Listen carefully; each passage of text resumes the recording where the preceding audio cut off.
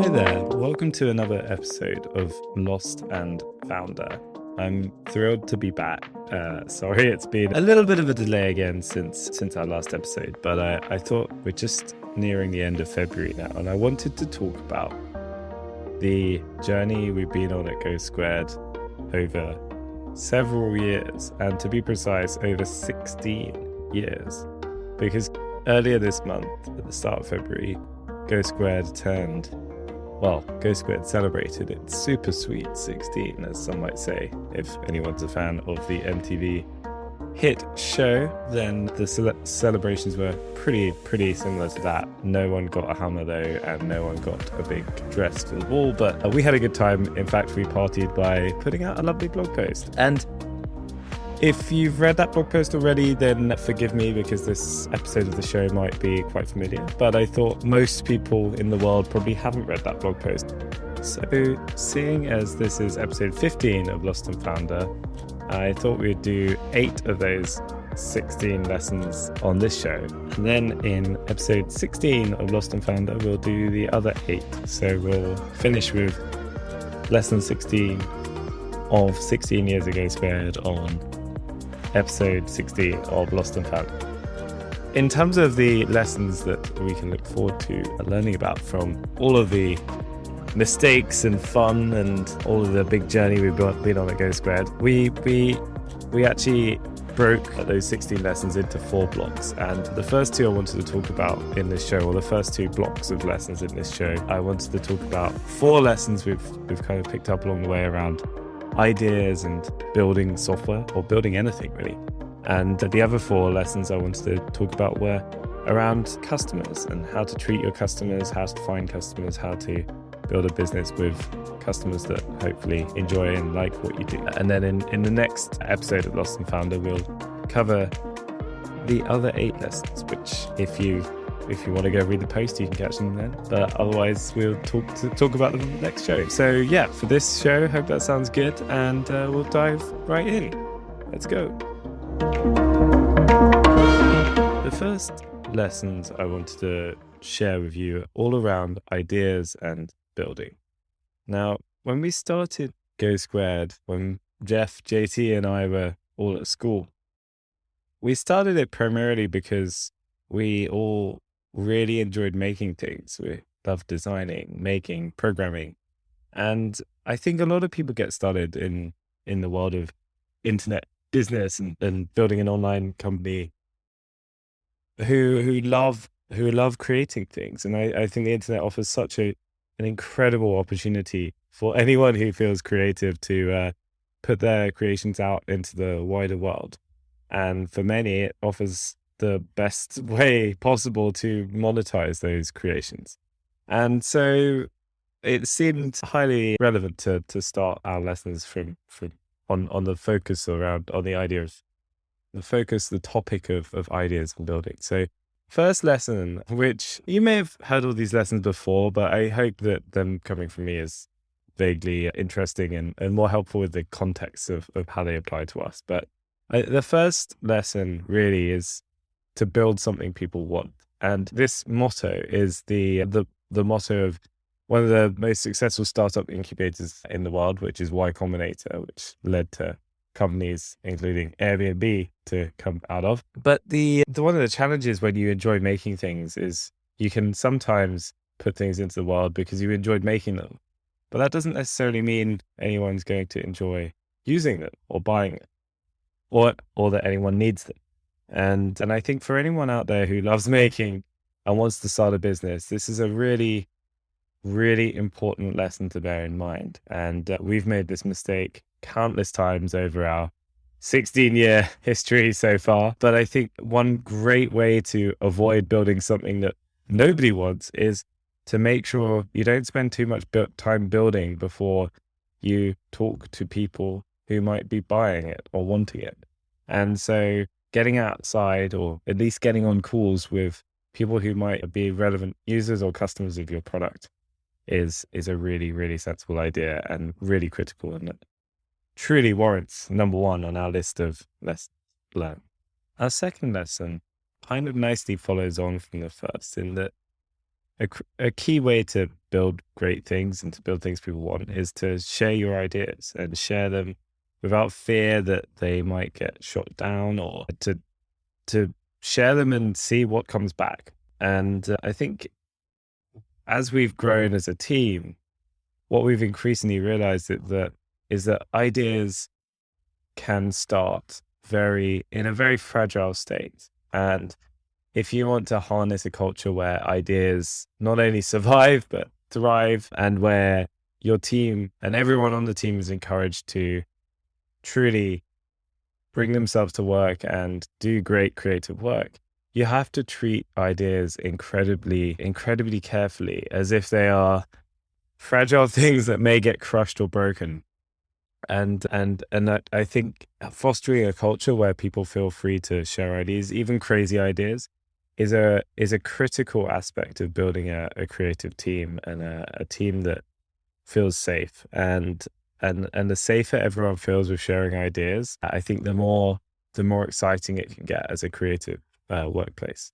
And this is easy to say, but very hard to do. Often, far too often, ideas sound difficult, or there's reasons to not do an idea, or there's a reason why an idea might not be front of mind today.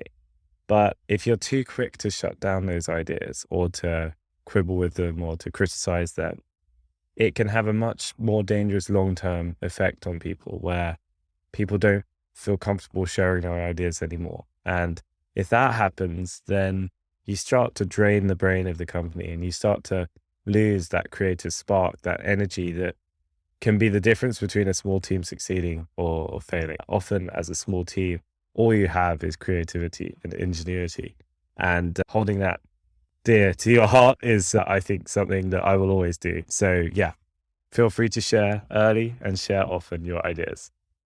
Another way to really enhance creativity within your team can be to look at applying constraints.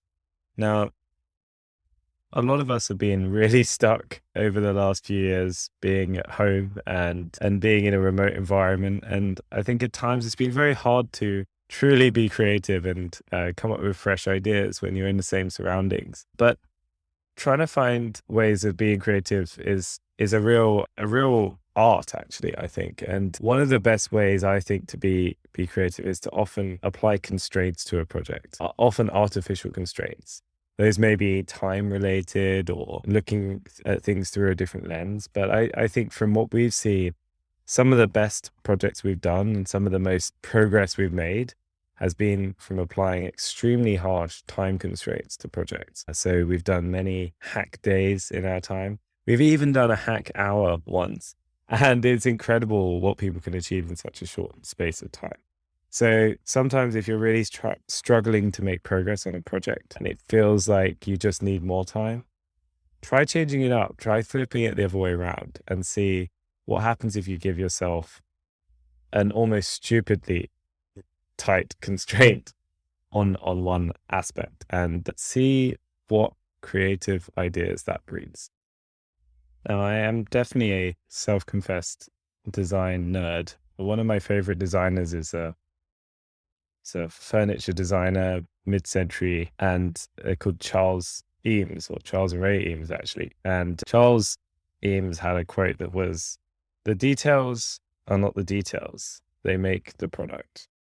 And for me, this just speaks to exactly how we've approached building software at GoSquared, and that often the world is very caught up in feature checklists and who's got the most stuff. But I think all of us, even if we can't necessarily articulate it, appreciate well-crafted things, whether that's the phone we use, the app we use every day, or the glass we use to drink water from, or the cup we drink our mug of tea from in the morning.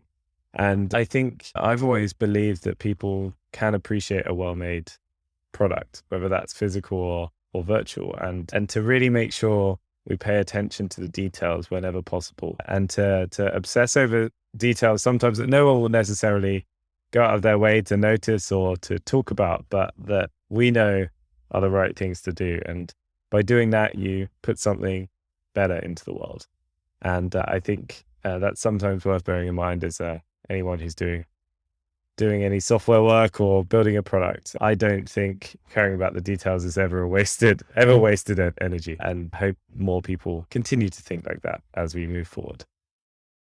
When we started GoSquared, we built a product that satisfied our own needs. We really had a really clear understanding of what we wanted, and we built something to solve that problem for us. And I think that's often what causes a lot of people to get started building things. And I think it's a really good approach to have for a lot of products, especially software products, because you understand the needs in the space often better than a lot of other people. And so it can be a really great way to build a great product. But I think it's important to make sure over time you don't lose that closeness to the problem you're solving and the way people experience your product. So try to keep finding ways of being your own customer. Now, as time goes on, often what happens is you become a bigger and bigger user of your own product, but you rarely go through that experience of being a new customer or seeing what it's like to just start using the product. You build up so much knowledge about your own product, you may forget what it's like to be a new user. So we continuously try to make sure we keep being our own customer. And a really good way to action this is to try and sign up for your own product or use your own product as if you're a new user on a really frequent basis. Maybe it's weekly or maybe it's every month. So for instance, if you're running like an e-commerce store, maybe try just buying a product from yourself and seeing how it would come packaged and how you would open it. Or if you're running a SaaS business, try just signing up for a new trial and seeing what the experience is like from the get-go. It can be a really, really helpful way to make your product better for everyone. A really profound lesson I picked up when reading a piece from the founder of Shopify, Toby Lutke. He talked about a concept called the trust battery. And ever since I came across it, it has really highlighted and exemplified, I think, how I've always thought about building customer relationships, but it does a far better job than I ever could on articulating it. And the idea is that if you think about every customer as having a battery that is filled with trust, not power, but trust, just like your phone battery. But over time and every interaction they have with your business, that battery is either getting charged or it's getting drained. And so when you try cheap gimmicks that might trick users, you start to drain that trust battery. Or when you tell them something that you don't deliver on, you drain that trust battery. But when you deliver an exceptional experience, maybe go out of your way to really please a customer, you charge that trust battery. And I think bearing that in mind helps you build really long-lasting customer relationships and ultimately build a better, longer-lasting business. And so we always try to think about that with every approach we have, whether it's on marketing, on sales, customer success, or decisions in the product. How can we keep charging the trust battery and avoid draining it at all costs?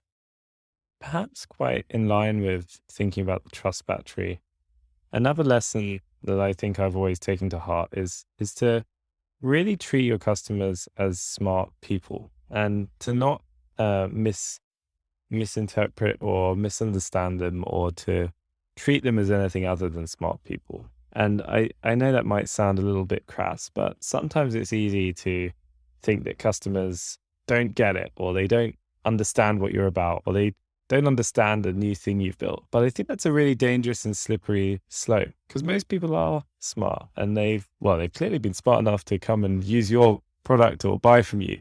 So those are the people you want to be attracting and keeping and attracting more of. But often it's easy to underestimate how much people actually have time for your company and your brand and your product in their daily lives. And so often it's not about whether or not a customer is smart. It's about whether or not they've got a lot of other things going on in their life. And your business and your product is likely a very, very small part of it.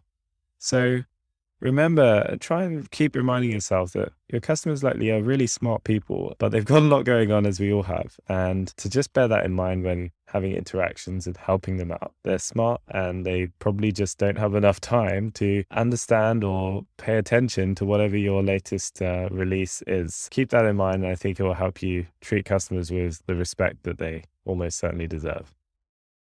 The last of our 8 lessons for this episode is really around treating customers as unique, but also making sure you have a scalable process. Now, this can be a really difficult thing because when you start out, you likely only have very few customers. You may only have one, if any. And so we've always felt very good about treating every customer as carefully as possible, as uniquely as possible. But as you grow and as you scale, you may end up with tens of customers, maybe hundreds, maybe even thousands of customers.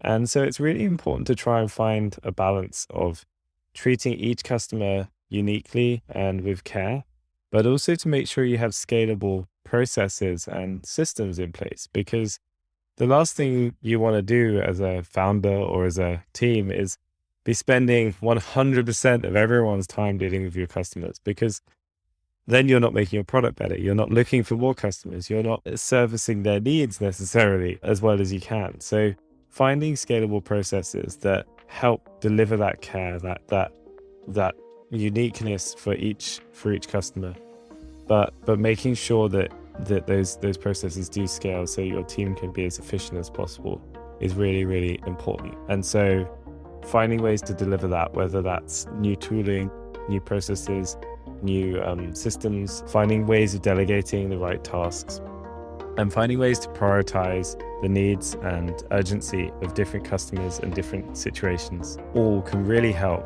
continue to deliver great customer experiences, but also make sure your team can get their work done and be as productive as possible. So there we have it. That's our first 8 of 16 lessons from 16 years of GoSquared. I hope you found those helpful.